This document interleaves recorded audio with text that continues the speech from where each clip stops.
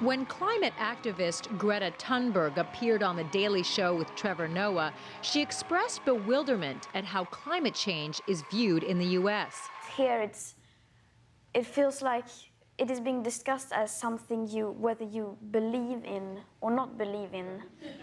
And where I come from, it's more like it's a fact. Polls indicate that a majority of Americans now believe what scientists have said for years, that human-caused climate change is real, and a growing number see it as a threat. But the issue is still politically polarized in the U.S. The U.S. is almost unique among countries of the world in terms of at least the government questioning whether it's real. Stavins says protecting and cleaning up the environment used to have bipartisan support. He says it's only in recent years that it's become such a divisive issue. Andrew Winston, the author of The Big Pivot, agrees. It's become, well, if you care about the environment, you must be a Democrat. If you don't, you're a Republican.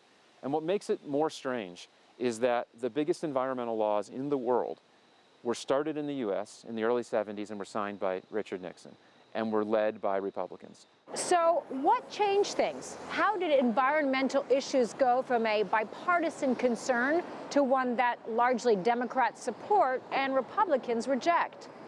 Winston and Stavins believe the answer lies in part in the success of the Academy Award-winning documentary, An Inconvenient Truth. If you look at the 10 hottest years ever measured, they've all occurred in the last 14 years. The film follows former Democratic vice presidential candidate Al Gore on his campaign to educate people about climate change. Even though the film came out 6 years after Gore left office, the issue became one associated with Democrats, which turned off some Republicans. I think if Al Gore had not done what he did, which in many ways was obviously helpful in terms of raising global awareness, which is why he received the Nobel Prize, I think the political polarization on this issue might have been less than it has been.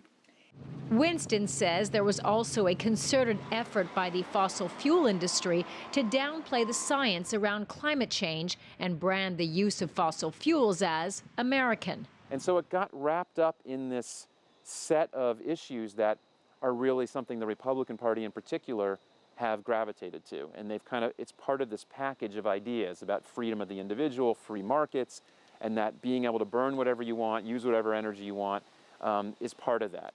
The fossil fuel industry now acknowledges climate change is real and warrants action. But the polarization in the U.S. remains severe, and little is being done to curtail emissions. The Trump administration continues to roll back Obama-era environmental regulations, and U.S. carbon dioxide emissions are rising, climbing an estimated 3.4% last year. This at a time when scientists say the world needs to aggressively cut emissions to avoid the worst outcomes of climate change. Karina Huber, CGTN, New York.